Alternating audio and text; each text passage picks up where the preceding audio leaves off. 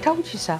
I got everything here that you could possibly see. This mother spent 5 years trying to get someone to listen that her son did not hang himself from a ceiling fan. No, it wasn't from a ceiling fan hanging. It had to have been from a hit, a physical hit. Someone beat him up, you think? I know, because that shows it. I don't think it, I know it. I see it. Days after our interview, Kathy Hoover's hunt for the truth ended. The grieving mother died in her sleep. She was happy. She got her laugh back, knowing that somebody finally heard her. Did you do this to him? Did you ever have thoughts of doing this to him?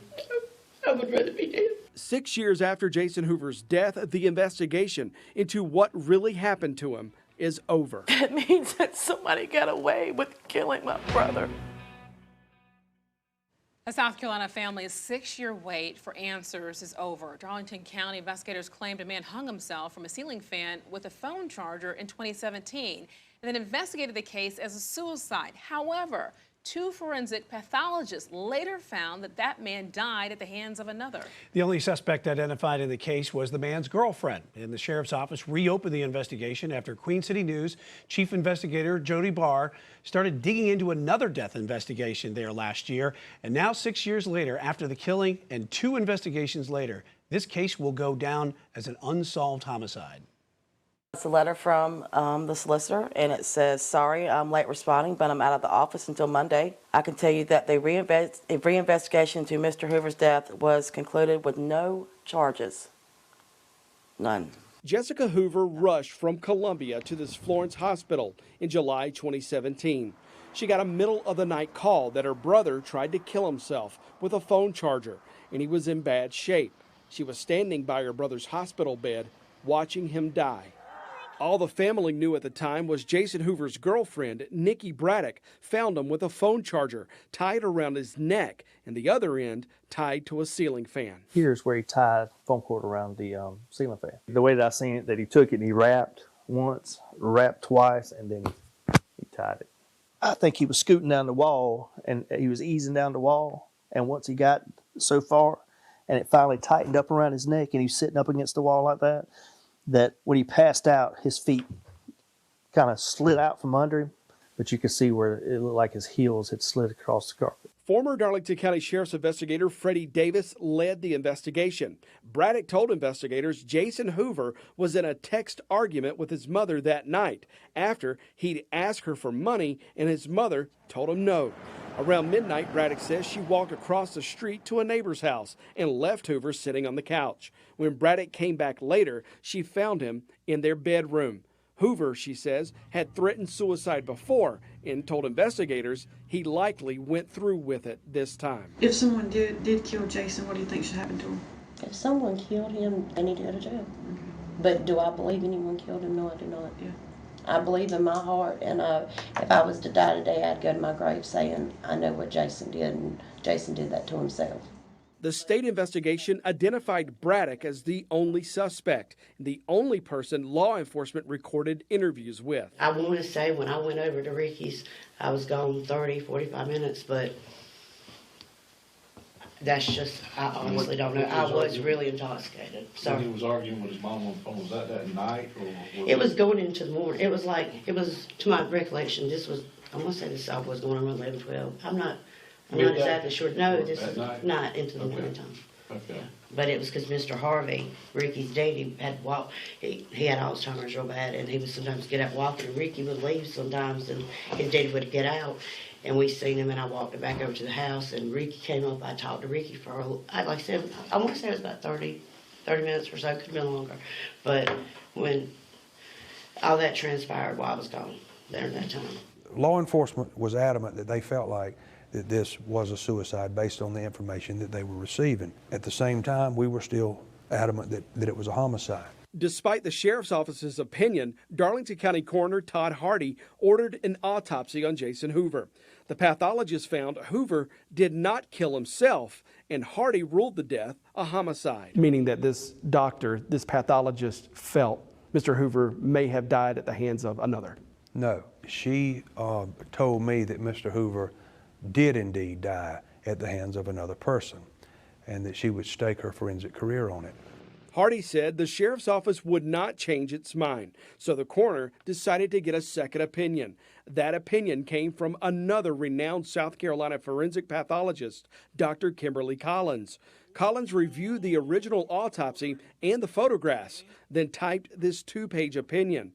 It showed Jason Hoover was beaten and strangled, and the injuries to Hoover's neck are not those of a suicidal hanging. They both agree that this was a homicide. You marked this as a homicide. What did you do with that information? Once we ruled it a homicide, we let the folks know that we're doing the investigation, that was our official ruling. It was a homicide then, it's been a homicide ever since, and it's a homicide now. But still today, the incident report lists the case as a suicide. She's also the only person in the case asked to take a polygraph examination. In December 2017, 5 months after Jason Hoover's death, Nikki Braddock went to SLED for the exam.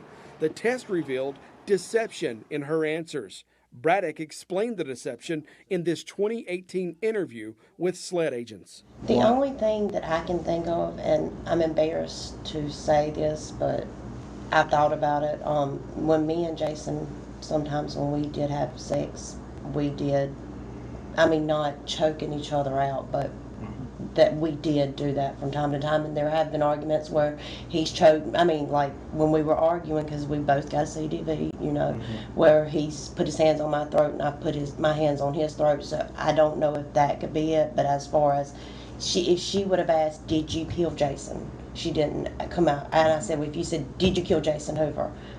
My answer would have been no, and I know there would have been no deception because I know I didn't.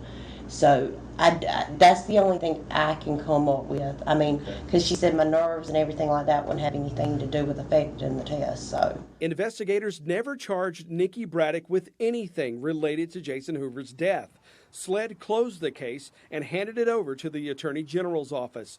In August 2020, I'm just calling to let you guys know kind of where we're at. The AG's office attorney assigned to decide whether anyone would face charges broke the news to the Hoover family. Jason Hoover's mother decided to record that phone call.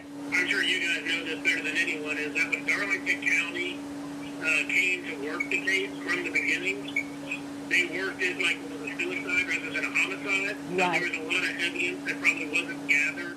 The circumstances of the case, the way it was handled at the beginning, and some of the evidence that came back, and now that some of the witnesses have died, we would just be unable to prove that case.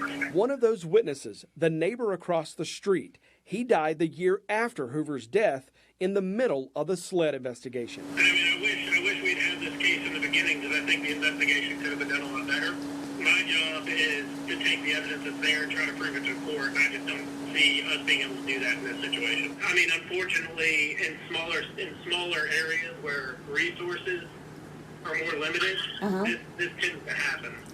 Well, it sounds like if somebody needs to be murdered, you just take their asses on up to the damn park. That's it. There's because I wish I could disagree with you. The Darlington, Hartsville, Marlboro County, Dillon circuit, we get a lot of cases out of there. They're not always the best. You think in this case, you did everything you could do to get the best answer possible? I did, yeah. From what I had at the crime scene, what I got from talking to people, what I got from talking to the neighbors, what I got from talking from her, I did what I could with what I had. For the next several months, the Jason Hoover death investigation went back on a shelf. That's until we showed up in Darlington County, picking apart another suspected suicide case the sheriff's office handled. Sheriff's office assumed this was an accident, but a mother didn't. County coroner and solicitor took the investigation into their own hands, an investigation that's now ended with a murder indictment. 2 weeks after we aired the confession last March. Nikki, just so you know, everything we say and do here is being recorded, okay? The Darlington County Sheriff's Office reopened the Jason Hoover investigation. The case file shows deputies did 2 things in that reinvestigation. They re-interviewed Nikki Braddock, and she took another polygraph exam. It says, did you do anything to cause the death of that man at your residence? She responded, no. Did you do anything to cause the death of that man at the residence in 2017? She responded, no. And the result of that? There was no deception indicated. Does that prove that your brother committed suicide? No. No. They told us from day one, the pathologist, that he did not commit suicide, that this was a homicide. From day one, they told us this. But nobody's doing nothing about it. Although the case was closed for months, I'm sorry, I'm so emotional. I dismiss him. He was my best friend. Jessica Hoover says no one from the Darlington County Sheriff's Office told her anything. They couldn't even tell me. How did you find out? Through you.